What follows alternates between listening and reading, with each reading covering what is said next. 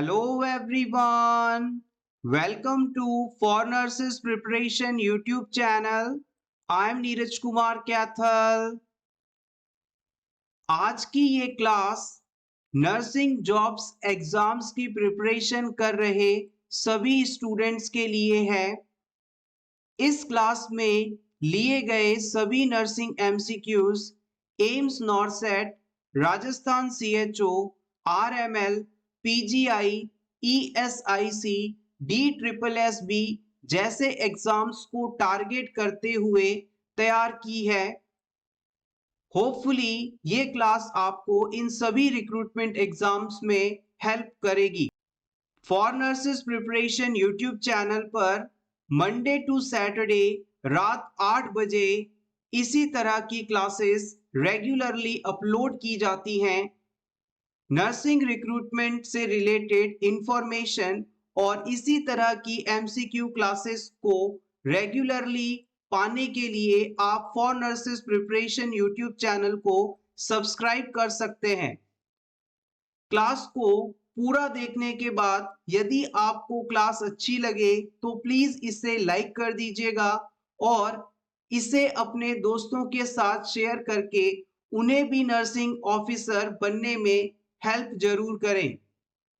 So friends, let's begin our today's MCQ class. Question is, the laboratory test which confirms a diagnosis of myocardial infarction is। आपको उस lab test का नाम बताना है जो कि मायोकार्डियल इंफ्रैक्शन को डायग्नोज करने के लिए यूज किया जा सकता है। Option A, serum calcium and APTT level. Option B, sedimentation rate and ALT level. LDH and CKMB troponin level। Option D, blood urea nitrogen level.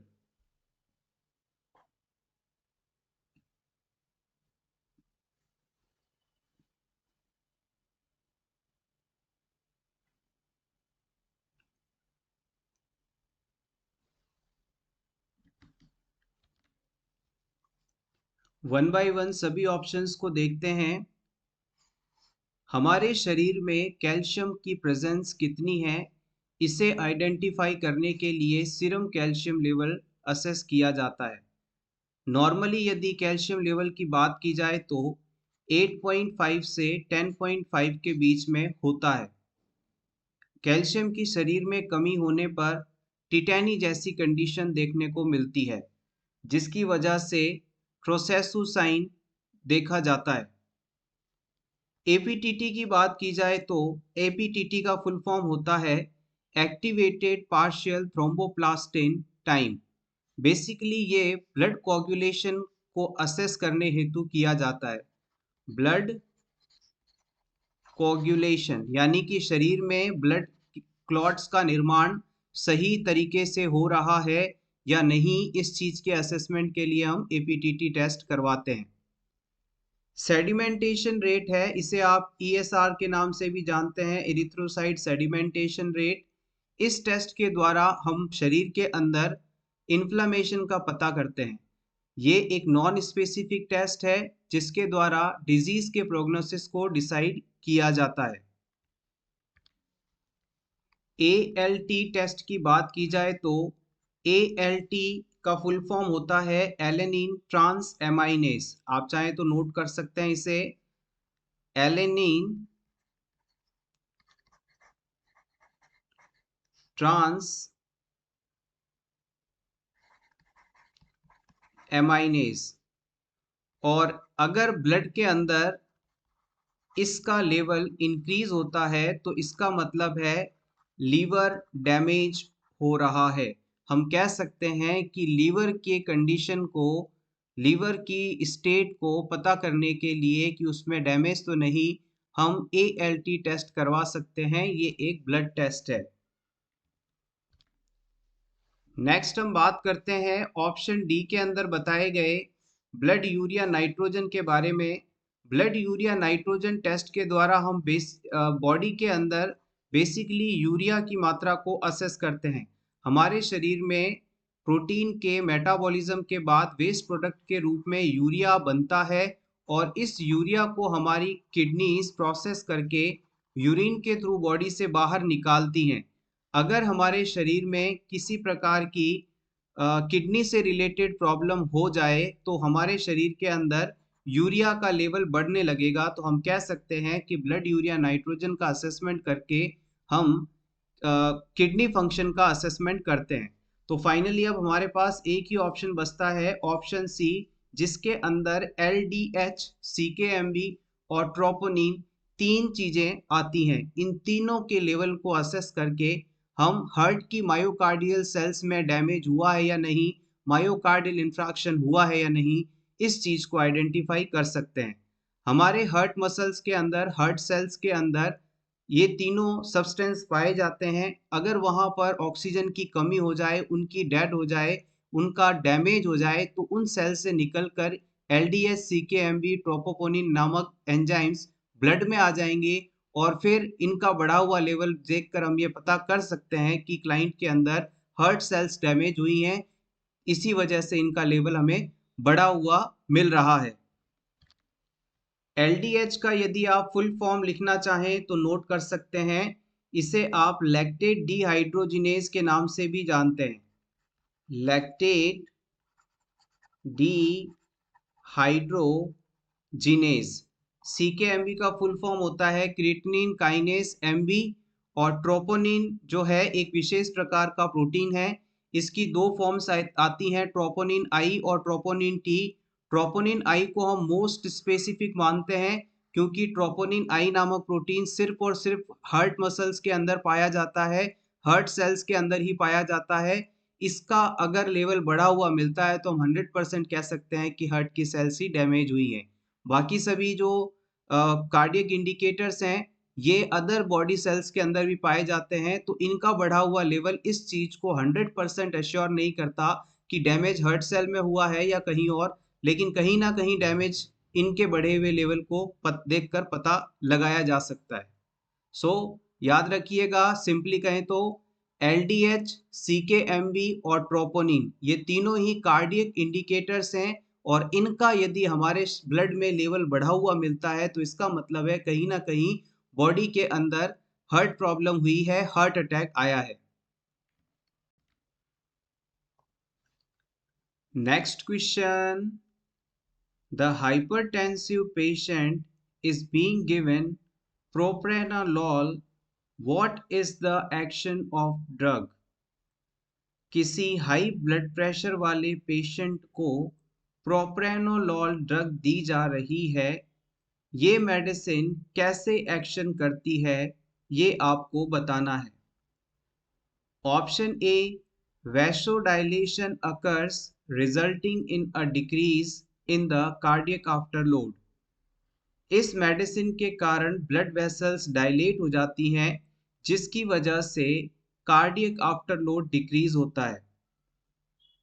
Option B कहता है decrease in cardiac output and rise in atrial blood pressure. ये medicine cardiac output को कम करके atrial blood pressure को बढ़ाती है। Option C, decrease in cardiac rate with a resulting in cardiac output. इस ड्रग के कारण कार्डियक रेट कम हो जाती है जिसकी वजह से कार्डियक आउटपुट भी कम हो जाता है। Option D, pericardial fluid is decreased thus decreasing the cardiac workload। इस मेडिसिन के कारण पेरिकार्डियल फ्लूइड की मात्रा कम हो जाती है और इसकी वजह से जो कार्डियक वर्कलोड है वो भी कम हो जाता है।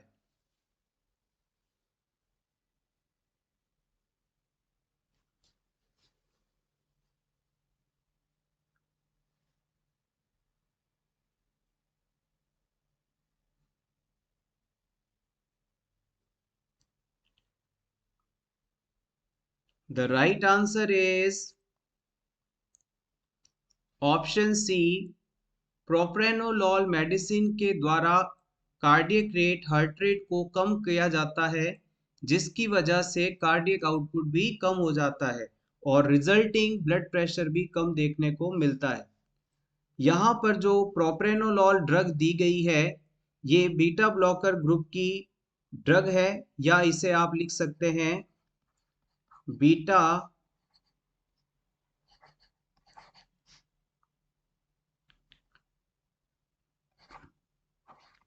Adrenergic blocking agent. Propranolol beta adrenergic blocking agent है। जिन मेडिसिन के पीछे भी आपको LOL लोल लगा मिले तो इसका मतलब होता है ये सभी मेडिसिन बीटा ब्लॉकर ग्रुप की मेडिसिन हैं और ब्लड प्रेशर को रेगुलेट करने के लिए इस्तेमाल की जाती हैं। जैसे ही किसी भी पेशेंट को आप ये मेडिसिन देते हैं, इस पेशेंट की जो हार्ट रेट होती है वो कम होने लग जाती है। साथ ही साथ जो कॉन्ट्रैक्शन ऑफ हार्ट की पावर होती है, कॉन्ट्रैक्शन पावर होती है हार्ट मसल्स की, वो भी डिक्रीज हो जाती है, जिसके कारण ब्लड प्रेशर कम होने लगता है। एक बार फिर से समझिएगा, बीटा ब्लॉकर ग्रुप की मेडिसिन को देने से हार्ट रेट कम होती है, साथ ही साथ हार्ट की जो कॉन्ट्रैक्शन पावर है वो भी कम हो जाती है और इनके कम होने के कारण कार्डियक आउटपुट कम होता है और पर्सन का ब्लड प्रेशर भी कम हो जाता है। Next question, organogenesis occurs in.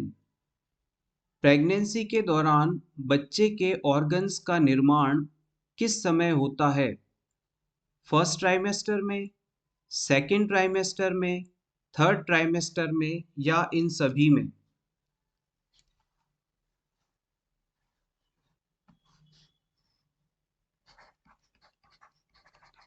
Previous exam में इस क्वेश्चन को पूछा गया है, इम्पॉर्टेंट है, आंसर दीजिएगा सही तरीके से। The right answer is option A. Pregnancy के दौरान पहले 12 सप्ताह के अंदर ऑर्गन्स का फॉर्मेशन देखा जाता है। फर्स्ट ट्राइमेस्टर के अंदर ऑर्गन्स का फॉर्मेशन, ऑर्गेनोजेनेसिस देखा जाता है। सेकेंड ट्राइमेस्टर प्रेगनेंसी का 13 से 28 वीक्स के बीच होता है और last trimester, third trimester 29 week से डिलीवरी तक का समय बोला जाता है। Next question, the sudden fall of temperature from high to normal is termed as. अगर किसी व्यक्ति में अचानक हाई बॉडी टेम्परेचर से नॉर्मल टेम्परेचर हो जाए तो इस कंडीशन को आप क्या कहेंगे?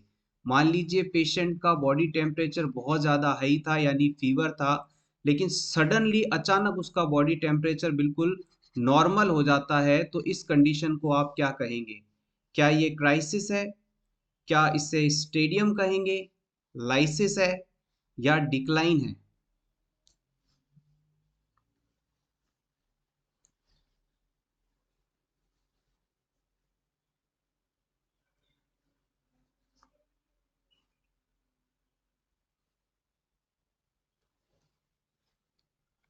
The right answer is option A, crisis.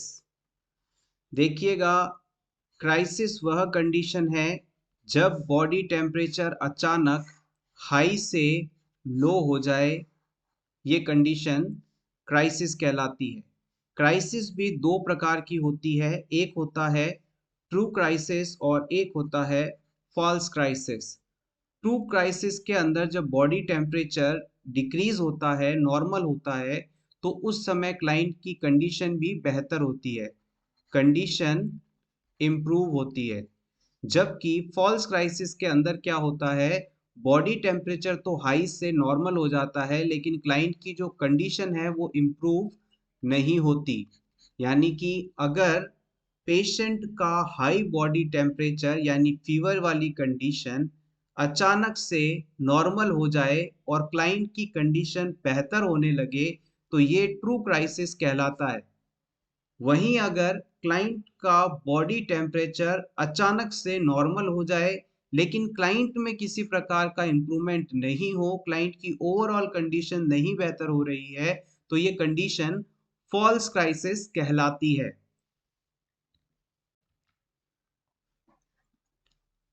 Next question is a nurse adds 20 milli equivalent of potassium chloride to the IV solution of a client with diabetic ketoacidosis.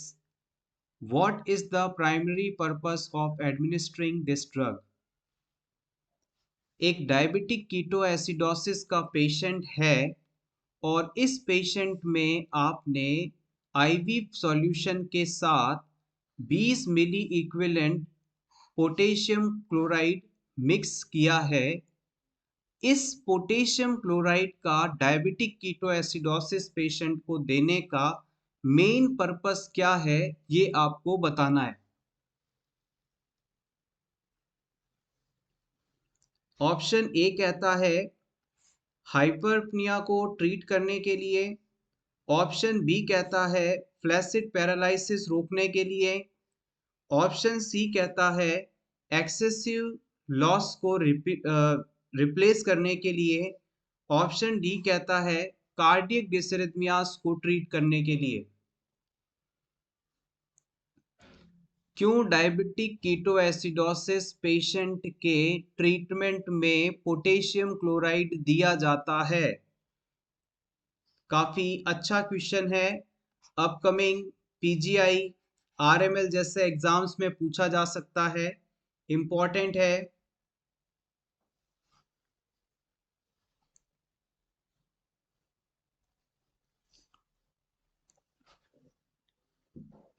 देखिएगा, diabetic ketoacidosis condition जो होती है उसके अंदर high blood glucose level होता है और ketone bodies की संख्या भी बढ़ जाती है। इसके ट्रीटमेंट के लिए हम किसी भी पेशेंट को इंसुलिन का डोज देते हैं।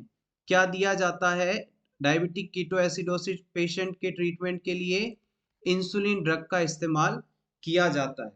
जब आप किसी भी पेशेंट को, किसी भी क्लाइंट को इंसुलिन देते हैं तो इस इंसुलिन की इफेक्ट के कारण, ये मान लीजिए जैसे क्लाइंट की सेल है और आपने इसको इंसुलिन दिया, जैसे ही इस सेल पर इंसुलिन जाकर एक्ट करेगा तो इस सेल के अंदर जितने भी ब्लड के अंदर मौजूद ग्लूकोज हैं उसे सेल के अंदर भेज देगा।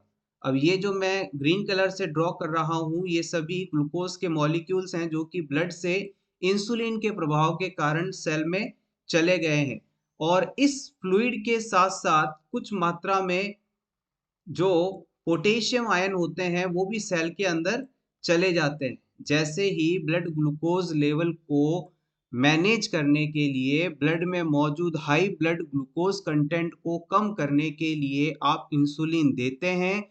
इंसुलिन के द्वारा सेल पर जाकर एक्शन किया जाता है जिसके एक्शन के कारण ब्लड में मौजूद एक्स्ट्रा ग्लूकोज सेल के अंदर चला जाता है और इस ग्लूकोज के साथ साथ कुछ मात्रा में पोटेशियम आयन भी हैं वो भी सेल के अंदर चले जाते हैं। अब पोटेशियम आयन सेल के अंदर चले गए तो ब्लड के अंदर पोटेशियम की कमी हो गई। अब ब्लड के अंदर हुई इस पोटेशियम की कमी को दूर करने के लिए हम डायबिटिक कीटो एसिडोसिस कंडीशन में जो ट्रीटमेंट दिया जा रहा है उसके साथ पोटेशियम क्लोराइड को भी देते हैं। होपफुली अब ये चीज आपको क्लियर हो गई होगी। यहाँ पर आपका सही ऑप्शन आंसर बनेगा option C, replace excessive losses. जितना भी इलेक्ट्रोलाइट का लॉस हुआ है उस चीज के रिप्लेसमेंट के लिए हम पोटेशियम क्लोराइड दे रहे हैं। पूरे कॉन्सेप्ट को बिल्कुल इजी वे में एक बार फिर से समझिएगा। डायबिटीज के पेशेंट में ब्लड के अंदर ग्लूकोज का लेवल बहुत ज़्यादा होता है, शुगर का लेवल बहुत ज़्यादा होता है। जब इस शुगर लेवल को कम करने के लिए आप इंसुलिन देते हैं तो ये blood sugar, extra blood glucose cell के अंदर चला जाता है। जैसे ही शुगर सेल के अंदर गया, ब्लड के अंदर ग्लूकोज या शुगर की मात्रा नॉर्मल हो जाती है। ये इंसुलिन का एक्शन है।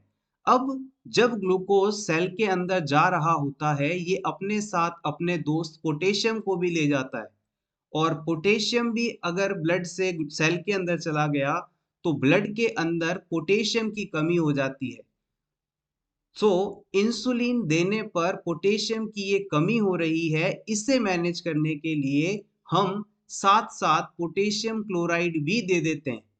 और याद रखिएगा, पोटेशियम क्लोराइड यानी KCl ऐसी ड्रग है जिसे कभी भी आप बिना डाइल्यूट किए नहीं लगाएंगे।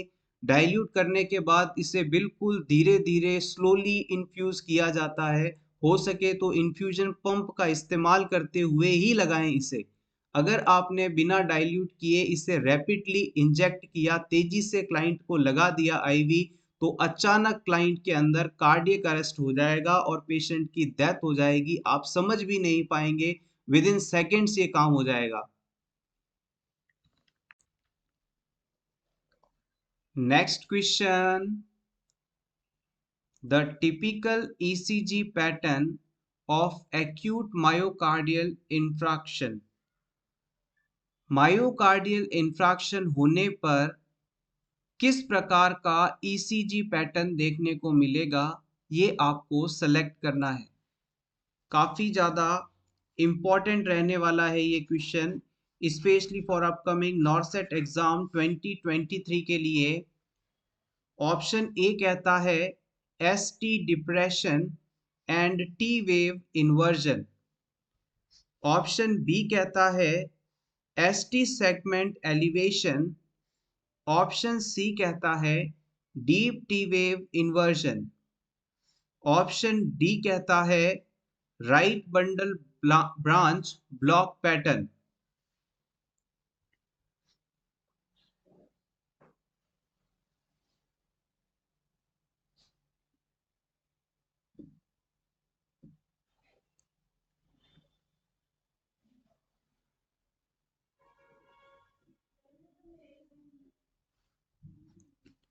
The right answer is option B.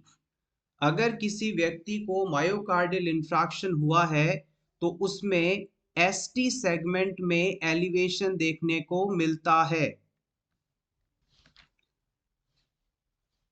यहां से अक्सर 3 इंपॉर्टेंट ECG चेंजेस पूछे जाते हैं। इन्हें आप चाहे तो हेडिंग डालकर नोट कर सकते हैं। ECG changes in myocardial infraction. Myocardial infraction होने पर होने वाले ECG चेंजेस। सबसे पहला ECG चेंज जो कि इस क्वेश्चन में आपसे पूछा गया था, ST segment elevation. ST segment elevation. ST segment elevation जो है ये फर्स्ट ECG चेंज माना जाता है। सेकेंड ECG चेंज की बात की जाए तो T wave inversion. T wave inversion. और लास्ट इंपॉर्टेंट चेंज की बात की जाए जो कि नर्सिंग कॉम्पिटिटिव एग्जाम्स में पूछा जाता है, वो है abnormal Q waves. Abnormal Q wave, ये चेंज परमानेंट होता है। यानी कि अगर किसी व्यक्ति को एक बार हार्ट अटैक आ जाए और भविष्य में कभी भी आप उसकी ECG करवाएंगे तो वहां पर Q वेव हमेशा आपको एबनॉर्मल ही मिलेगी। सो इसके बिहाफ पर आप अंदाजा लगा सकते हैं कि व्यक्ति को पहले भी हार्ट अटैक आ चुका है। ST सेगमेंट एलिवेशन होगा, T वेव इन्वर्जन होगी और एबनॉर्मल Q वेव देखने को मिलेगी। आइए इसे हम ड्रॉ करके प्रॉपरली देख लेते हैं ताकि आपको ये चीज याद रहेगी और इस पैटर्न को देखकर आप तुरंत MI कंडीशन को आइडेंटिफाई कर पाएंगे। इन डायग्राम्स के अंदर गौर कीजिएगा। फर्स्ट डायग्राम के अंदर नॉर्मल ईसीजी बनाया गया है। ये ईसीजी की फर्स्ट वेव है पी वेव, फिर क्यू आर एस कॉम्प्लेक्स है और फिर टी वेव है। ये नॉर्मल ईसीजी पैटर्न होता है। सेकंड डायग्राम के अंदर मायोकार्डियल इंफ्रैक्शन आने पर कुछ इस प्रकार से ईसीजी पैटर्न दिखाई देगा, इसे बताया गया है। यहाँ पर ये जो पहली पी वेव है ये तो नॉर्मल होगी, लेकिन जो सेकंड ये क्यू वेव है ये यहाँ से बहुत ज़्यादा नीचे की तरफ है और काफ़ी ज़्यादा ये वाला एरिया वाइड है, ये एबनॉर्मलिटी शो कर रही है। इसके बाद यहाँ पर जो ये एस वाला सेक्शन है ये यहाँ नीचे आना चाहिए था, जैसा कि ऊपर वाले डायग्राम में आप देखेंगे ये नीचे ना आकर काफ़ी ऊपर से इस तरह से ड्रॉ की गई है, यानी कि ये वाला हिस्सा एसटी सेगमेंट है। This is the ST segment और ये एलिवेटेड है। और ये जो लास्ट में आप देख रहे हैं टी वेव, ये उल्टी हो चुकी है। नॉर्मल कंडीशन में टी वेव हमेशा इस प्रकार से ऊपर होती है, लेकिन एम आई के केस में ये इस प्रकार से नीचे दिखाई देती है, तो ये टी वेव इन्वर्जन हो गया। हमने आपसे तीन चीजें बताई थी, तीन कंडीशंस बताई थी कि एम आई होने पर ईसीजी के अंदर ये तीन चेंजेस देखने को अक्सर मिलते हैं, जिनमें सबसे पहले था एसटी सेगमेंट का एलिवेशन होना। तो इस डायग्राम में आप यहाँ पर गौर करके देखिएगा, मैं ग्रीन कलर से हाईलाइट कर रहा हूँ। This is the ST segment. यहाँ पर लिखा भी है मैंने, एस से शुरू होकर टी के बीच की ये जो डिस्टेंस है ये एसटी सेगमेंट है। और जब मायोकार्डियल इंफ्रैक्शन होता है तो ये एसटी सेगमेंट जो है एलिवेटेड हो जाता है, यानी कि इस तरह से ऊपर उभर जाता है।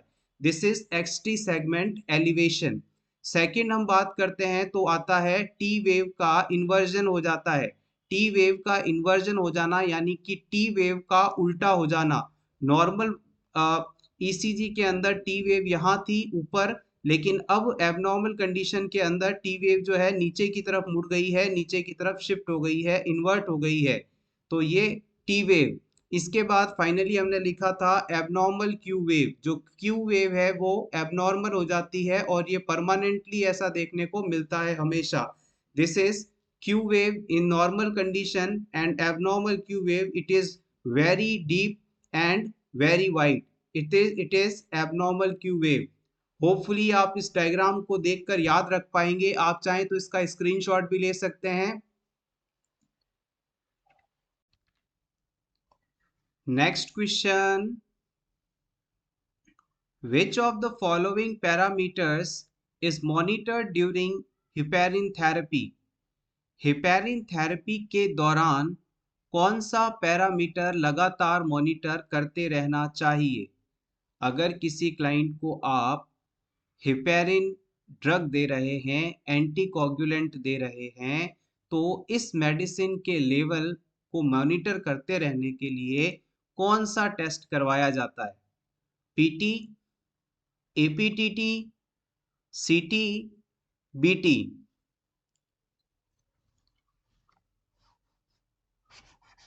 This question is very important.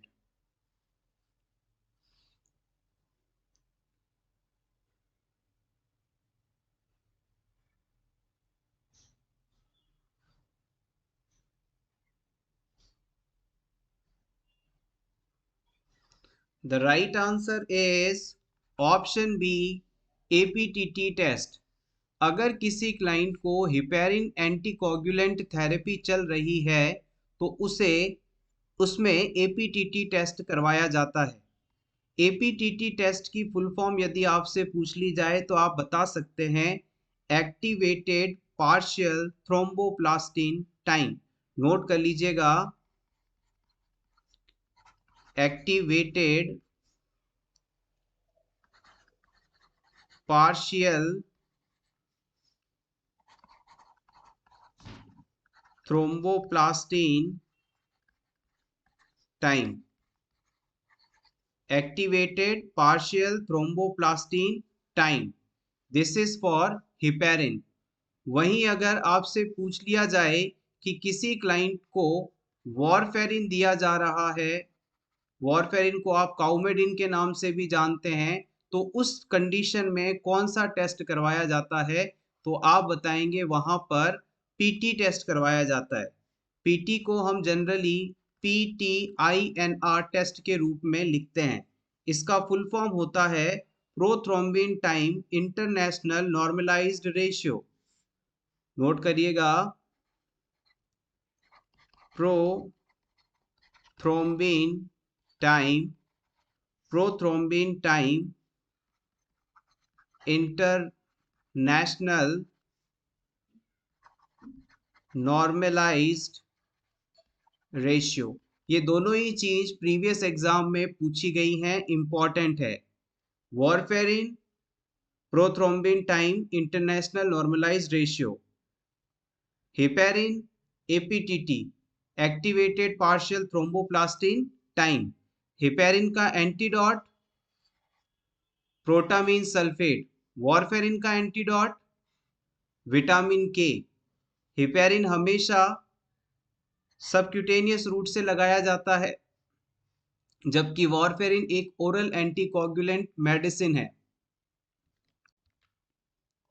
Next question is, what are the 3 phases of disaster management? Disaster management की 3 फेजेस कौन कौन सी होती हैं? Preparation, response, recovery. Preparation, planning, perception. Planning, evacuating, recovery. Evacuating, recovery, preparation.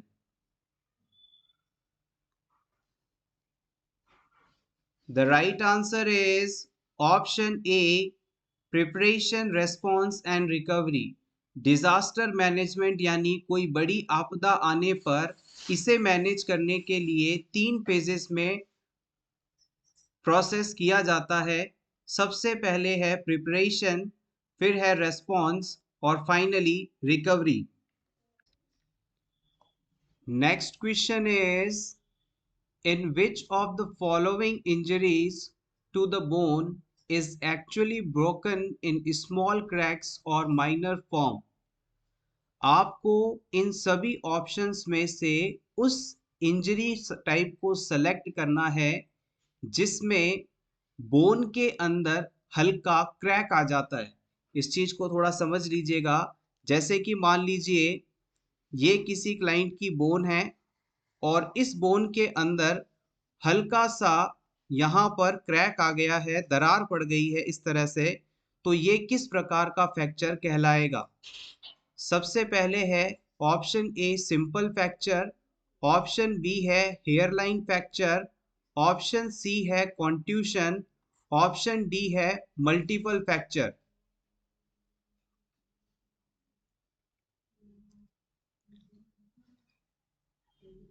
The right answer is option B.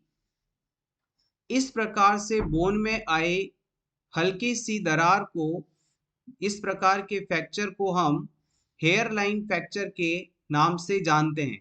जैसे कि बाल होता है, हेयर होता है, उसके साइज की हल्की सी दरार का आना, क्लीवेज का पड़ना या फिर स्ट्रेस का होना हेयर लाइन फ्रैक्चर कहलाता है।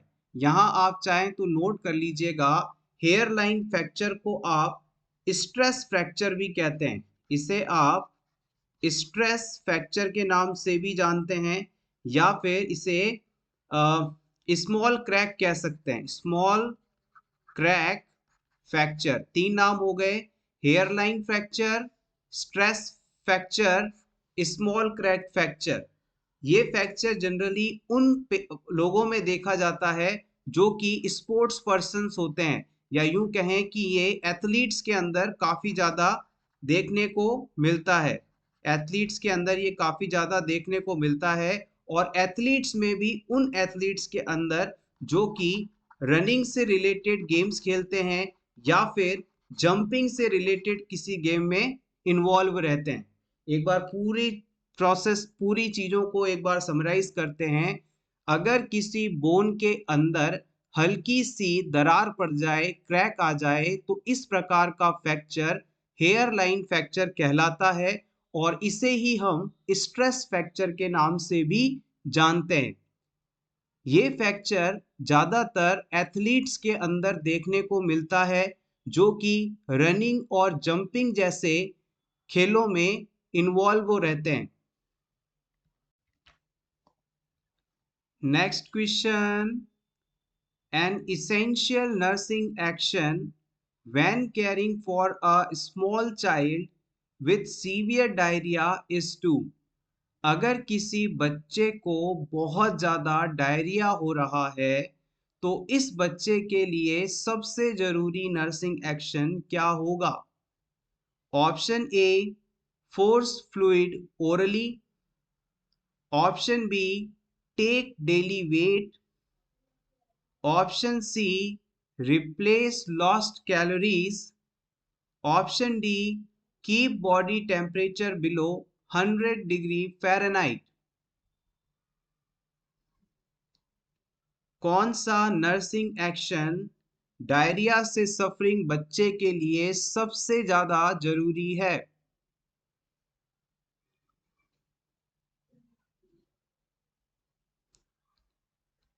The right answer is option B. बच्चे में डायरिया के कारण फ्लूइड लॉस होता है, डिहाइड्रेशन होता है, हमें फ्लूइड रिप्लेसमेंट करना जरूरी है। लेकिन बच्चे को फ्लूइड ओरली ही दिया जाए ये जरूरी नहीं है। अगर बच्चा ओरल रूट से फ्लूइड नहीं लेना चाह रहा है तो उसे फोर्सफुली जबरदस्ती ओरल रूट से फ्लूइड देना सही नहीं है। इसके अलावा कैलोरीज का रिप्लेसमेंट जरूरी है, लेकिन नर्सिंग रिस्पॉन्सिबिलिटी के अंतर्गत हमें बच्चे के वेट को लगातार मेजर करना चाहिए ताकि उसकी बॉडी में हो रही डेफिशिएंसी को हम पता कर सकें। बॉडी टेम्परेचर का मेजरमेंट यहाँ पर इतना इफेक्टिव नहीं माना जाएगा। So option B is correct here. So everyone, ये थी हमारी आज की नर्सिंग एमसीक्यू क्लास। होपफुली ये क्लास आपको अच्छी लगी होगी। क्लास अच्छी लगी हो तो प्लीज इसे लाइक कर दीजिएगा, अपने दोस्तों के साथ शेयर कर दीजिएगा और for nurses preparation YouTube channel को सब्सक्राइब कर दीजिएगा। For nurses preparation Facebook, Telegram, Instagram पर भी एक्टिव है और रेगुलरली आपकी प्रिपरेशन के लिए एमसीक्यूज और वैकेंसी के इंफॉर्मेशन शेयर करता है। इन सभी सोशल मीडियाज पर फॉर नर्सेस प्रिपरेशन को फॉलो करने के लिए वीडियो डिस्क्रिप्शन में दिए गए सभी लिंक्स पर क्लिक करें। Thank you so much. Best of luck.